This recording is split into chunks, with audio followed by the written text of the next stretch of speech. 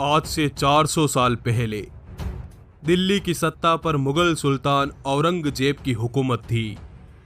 क्रूरता, कट्टरता और हैवानियत का जीवंत चेहरा औरंगजेब संपूर्ण भारत पर मुगलिया हुकूमत का झंडा लहराने को बेताब था। उत्तर को जीतने के बाद औरंगजेब की विशाल बर्बर सेनाएं दक्षिण भारत को विजयी करने निकली, पर दक्षिण में उसकी राह का सबसे बड़ा रोड़ा थे छत्रपति शिवाजी, जिनके जीवित रहते औरंगजेब कभी दक्कन में पांव न धर सका।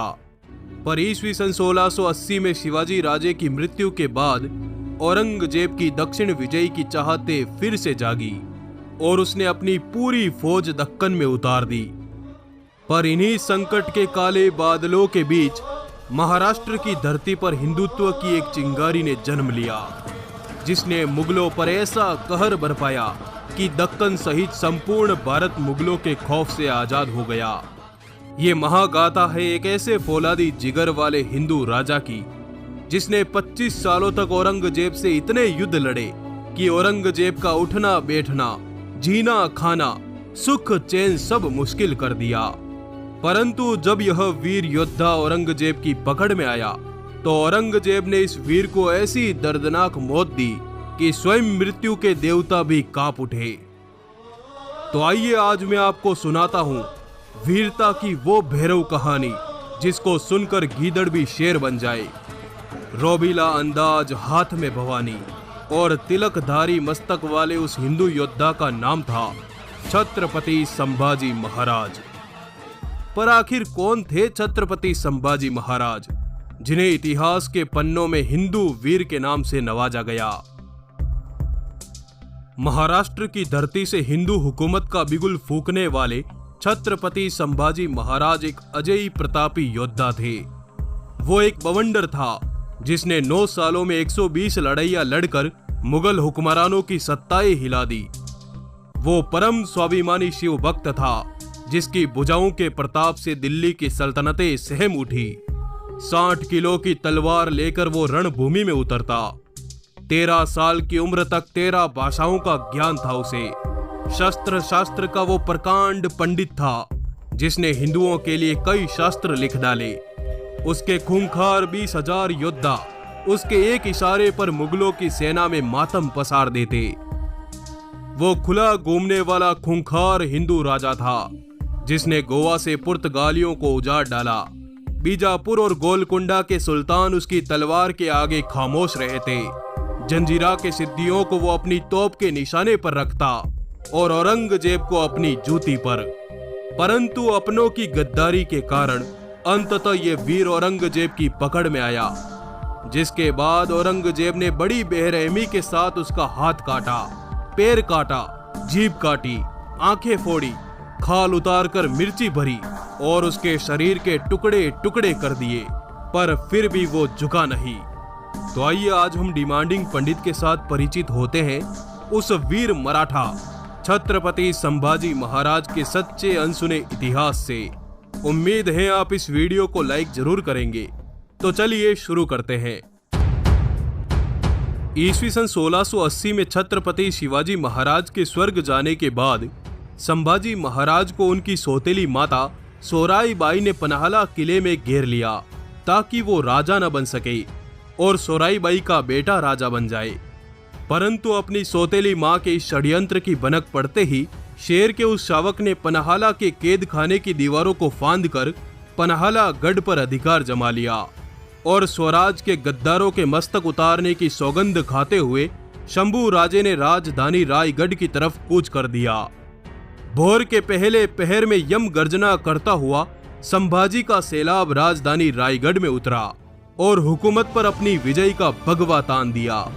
और 20 जुलाई सन 1680 को पूरे वैदिक मंत्रों के साथ हिंदू हृदय सम्राट छत्रपति संभाजी महाराज राजगद्दी पर बैठे।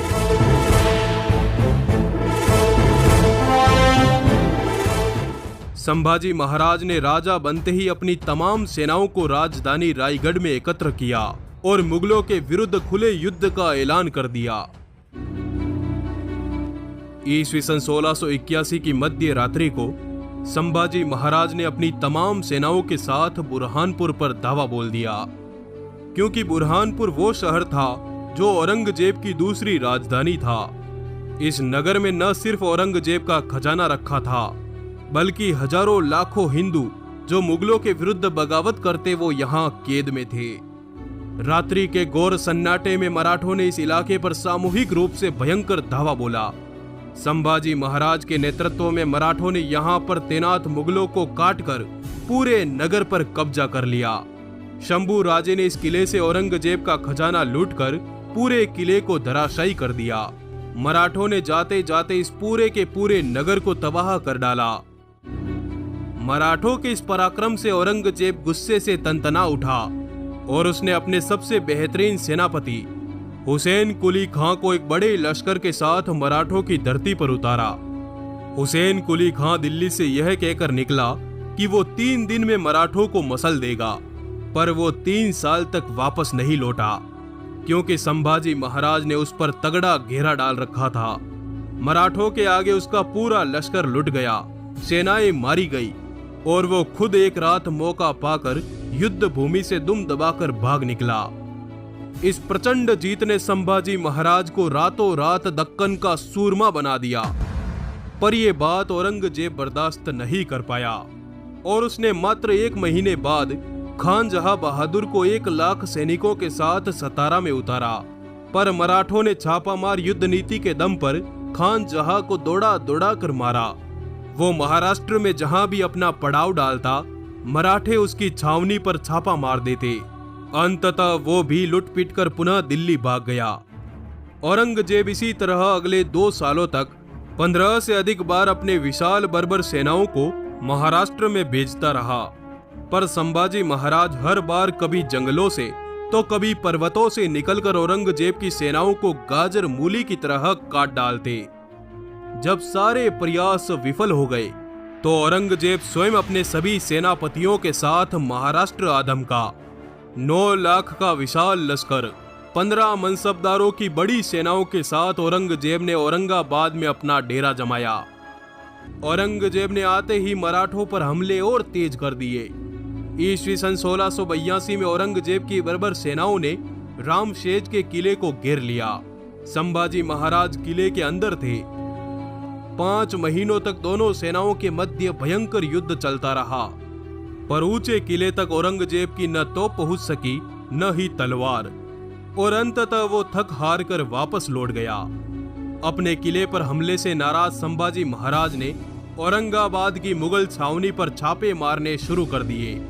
पर ईस्वी सन 1684 को भयभीत औरंगजेब ने संभाजी को सबक सिखाने की ठानी और उसने अपनी सेना को उठाया और सीधे मराठों की राजधानी रायगढ़ पर चढ़ाई कर दी। इस समय दक्कनी रियासतों के 2 मुस्लिम सुल्तान आदिल शाह और कुतुब शाह ने भी अपनी सेनाओं के साथ काफिरों को मिटाने के उद्देश्य से इस किले पर हमला बोल दिया। अब संभाजी महाराज चारों तरफ से शत्रुओं से गिर चुके थे।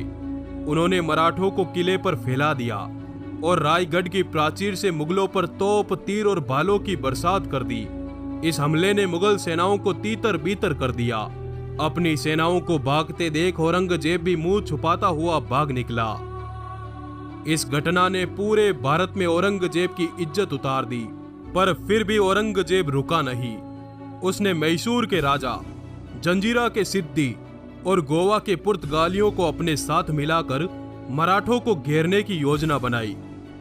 पर संभाजी महाराज को इस बात की भनक लगते ही उन्होंने गोवा पर धावा बोल दिया।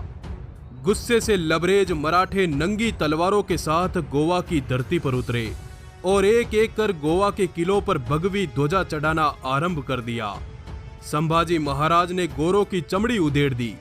बॉम्ब चर्च के बाहर खड़े संभाजी महाराज ने जैसे ही अंग्रेजों के विरुद्ध महादेव का युद्ध घोष किया कि तभी पुर्तगाली सेनापति फ्रांसिस्को गिड़गिड़ाता हुआ शंभू राजे के कदमों में बैठ गया और औरंगजेब से दूर रहने का वचन दिया। इधर औरंगजेब पागलों की तरह 9 सालों तक संभाजी महाराज के पीछे घूमता रहा, पर संभाजी महाराज एक काल की भांति उसकी सत्ता पर मंडराते रहे। अतः जब औरंगजेब खुले मैदान में संभाजी महाराज से नहीं लड़ पाया तो उसने संभाजी महाराज के घर के भेदी का पता लगाया, जिसमें संभाजी महाराज के साले गणोजी शिर्के का साथ औरंगजेब को मिला।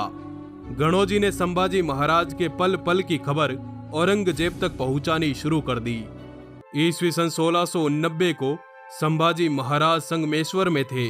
वे जनता की समस्याएं सुन रहे थे और इस समय उनके पास मात्र 500 सैनिक थे। ये सूचना गणोजी शिर्के ने औरंगजेब को दे दी, जिसके बाद औरंगजेब ने अपने सेनापति मुकरब खान को मात्र 6000 सैनिकों के साथ इस दिशा में भेजा और अपनों की गद्दारी के कारण अंततः शेर का शावक मुगलों के घेरे में आ गया। यहाँ एक युद्ध हुआ और संभाजी महाराज और उनके पक्के मित्र कवि कलश को पकड़ लिया गया। 9 सालों से खुन्नस खाए बैठे औरंगजेब के आदेश पर संभाजी महाराज और उनके मित्र कवि कलश को ऊंट पर उल्टा लटकाकर पूरे शहर में घुमाया गया और फिर इन दोनों को औरंगजेब के सामने हाजिर किया गया। औरंगजेब ने संभाजी महाराज से 3 चीजें मांगी। पूरा मराठा राज्य मेरे हवाले कर दो और मेरे गुलाम बनकर राज करते रहो। मेरे किलों से जितना भी सोना और खजाना लूटा मुझे वापस कर दो। और तीसरा, हिंदू धर्म छोड़कर इस्लाम अपना लो। पर शंभू राजा ने औरंगजेब की एक भी शर्त को मानने से इनकार कर दिया, जिसके बाद औरंगजेब ने क्रूरता का वो वहशीपन दिखाया। दोनों वीरों को जेल में बंद कर दिया, पर उन्होंने अन्न जल का त्याग कर दिया, जिस पर क्रूर वहशी औरंगजेब ने उन दोनों के नाखून उखाड़ने शुरू करवाए, आंखों में मिर्ची डालकर पानी के लिए तरसा दिया और फिर जलती हुई सलाखें उनकी आंखों में घुसा दी, जिसके बाद उनके हाथ और पैरों की उंगलियां काटी गई, बालों को खींचकर उखाड़ दिया और फिर धीरे धीरे उनके शरीर की खाल उतारनी शुरू की। उनकी जीभ काट दी गई। ये सब लगातार 40 दिनों तक चलता रहा। हर रोज उन दोनों के शरीर का एक एक अंग काटा जाता, पर शंभू राजे झुका नहीं और अंत में उनके शरीर के टुकड़े टुकड़े कर फेंक दिया गया। पर आज हम हमारे इन वीर सपूतों को भूल चुके हैं। हमारे वीर सपूतों की इस कुर्बानी को जन जन तक पहुंचाए। आपका हृदय कहे तो इस वीडियो को लाइक करें।